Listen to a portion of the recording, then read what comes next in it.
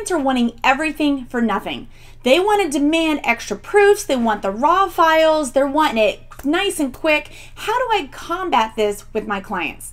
The answer is communication, but it matters how you do it and what you say. So let's dig into the tips and tricks to make sure that you have a happy transaction with your clients, and so that everyone gets what they want and you also set the boundaries for your business.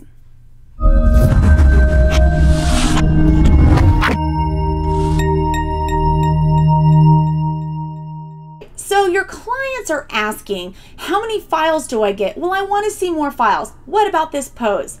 Or the dreaded, I want the raw so I can do my own processing. Or how long is it going to be until I get these? All of this can be preempted by the communications and the tools that you're going to use. But there's one thing that I want to say up front before we dig into any of this. Do not blame your clients for asking, unless they ask repeatedly and incessantly and are rude about it after you've already informed them. You have to consider, we are the photographer, we do this every day. They don't. Especially if they haven't done custom portraiture before, they have no clue what to expect. Or even like myself, I do a family session every year. I have to ask these questions if it's not communicated to me, and it's not because I want the farm for nothing, it's because I simply want to know what's going on.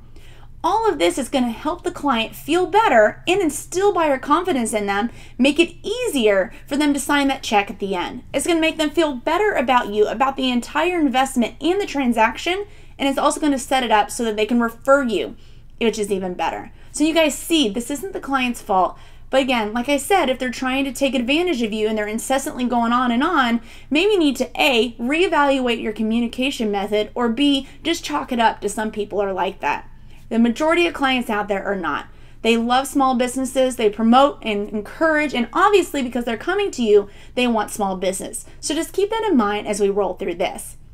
One of the biggest questions that I always hear is, well, questions from clients and photographers with complaints, is the clients want to know how many files that they're going to receive for proofing in their gallery. Y'all, this is super easy for you to set this up front. Stick it in the client guide or say it in your consultation as well as in your contract. You can tell them you're going to receive between X amount and X amount of proofs in your gallery. That always leads in the next question of, well, I want to see everything, or where was this pose, or where was that pose? We can combat the amount of files after telling them the amount, and we can combat this incessant asking for additional poses by simply telling them something like this. Just let them know in their contract, in the consultation, and I even wrap up a session saying this. All right, y'all, so it's going to take about 3 to 4 weeks for me to get the gallery done. There'll be about 20 to 25 images for you guys to choose from.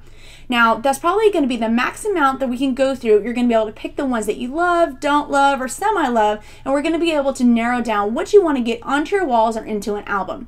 I'm already going to go through the editing process, and I'm going to do my processing as you've seen on my website and social media, and I'm going to choose the best images from the session, because there's no sense in us wasting our time on images where you're like, because come on y'all, let's be real, it happens.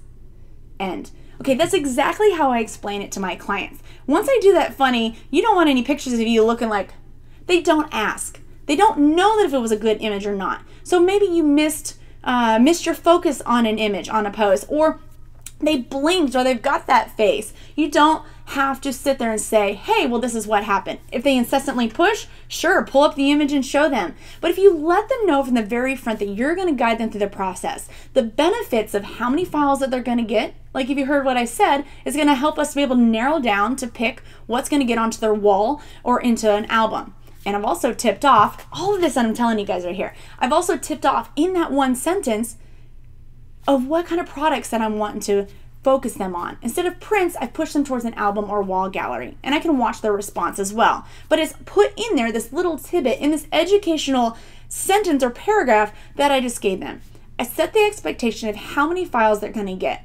That was kind of already done with the contract and the client guide and the consultation previously, but I'm also able to wrap up the end of the session by leading into this. Instead of just jumping up at the end of our hour or whatever our time length is and saying, oh, we're done, I can say, all right, y'all, I think we got what we wanted, and then that paragraph that I just told you guys. It lets them know the next step of the process. It instills buyer confidence. It takes away the potential for extra questions of how many files they're going to get, how long it's going to take, and also the artistic discretion right off the top.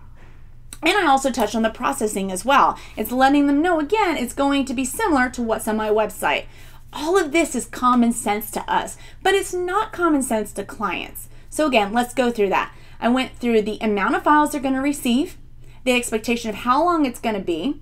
I tipped them off towards the products that I'm interested in moving them towards, and also the artistic discretion of the standard processing and the poses. That's like how many things right there that we just told them. So I hope that really gives you guys a little script that you can use with your clients. Again, it's easier to wrap up a session with that, lead them, answer all these questions before they even ask, and leads them into the next step of the process, which is then going to end up being their ordering after you do the processing. Now, one question that kind of goes on this is people asking for the raw files. I have it in my artistic discretion clause in my contract, all the stuff that we just said, as well as letting them know that they're processed files. Since we did just touch on the processing, obviously it's not a raw file anymore, but I can also reserve the right to not sell or provide them the raw files. The reason I bring this up is only if people ask about it. That's why I separated out from that paragraph a second ago, because the typical client has no clue what a raw file is. However, there are articles out there, particularly on some wedding websites, encouraging brides and clients to request raw files. I don't want to release that. I wouldn't just shoot your session with film, then hand you the film and let you go to town with it. Same thing, my opinion is that we don't want to release the raw files. There's our exceptions for commercial and all other sorts of types of situations, but in the mainstream portrait photographer relationship, we don't need to. So the reason I separated it out is that you don't need to let them know that there's a possibility of raw files. Most have no clue, but if you tell them there's something more, they're going to want more, right? Kind of like if you said, oh, I'm going to pick 20, 25 of the best images, they may think, oh, there's some more best images. But by giving them the example of, oh, your face is like that, it eliminates the potential for the questions.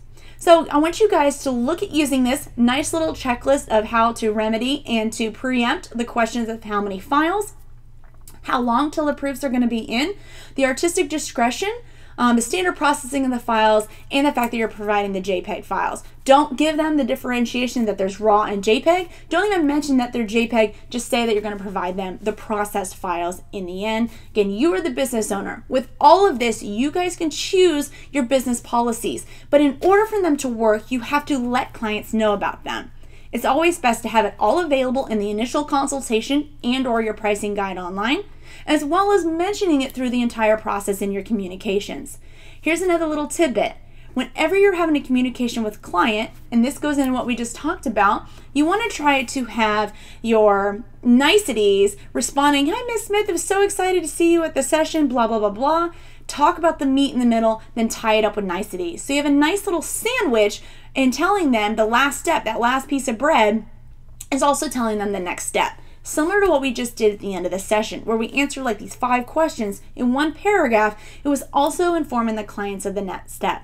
We never want our clients to be paying 500 questions with us. This starts to lower the buyer confidence and makes it harder for them to sign that check in the end. So I know I went way over than what I completely planned on doing this, but I wanted to give you guys a well-rounded view of how you can answer 5 questions, preempt all these potential issues or questions that clients may have, one paragraph, and it has many benefits for you guys to use in the course of your business. So go ahead, get the checklist, take it with you, and try to practice this and put it into your client workflow to rock out to success and have good and happy clients.